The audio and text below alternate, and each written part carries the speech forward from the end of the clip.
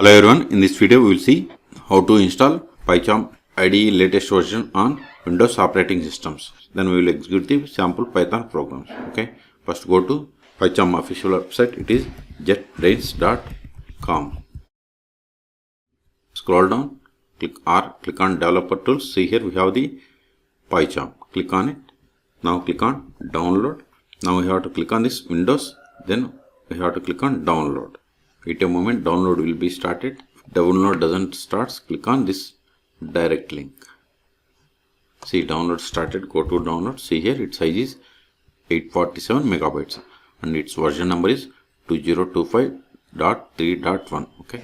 See, download is completed. Now click on this PyCharm exe file. Click on next. See, this is the destination folder for the PyCharm. If you want some other, click on browse and select the location. I'm okay with the default, so click on next.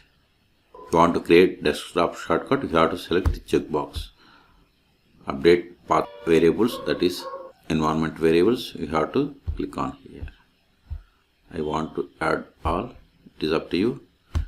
Create associations.py means Python, then click on next. See, this is the name in the start menu folder. Okay. Want some other, you can provide on your own. Then click on install. See, installation has been started. See, installation is completed. If you want to open, you have to select the checkbox. Okay. Then click on finish. Now accept the user agreement by selecting the checkbox. Then click on continue. Allow access. If you want to import settings from this Visual Studio Code, you have to click on this one. If you don't have, you want to, so then click on skip import. See, now it is loading plugins.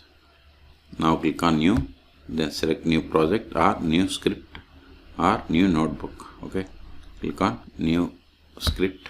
See, now it is preparing environment. If you want to change the theme, go to here.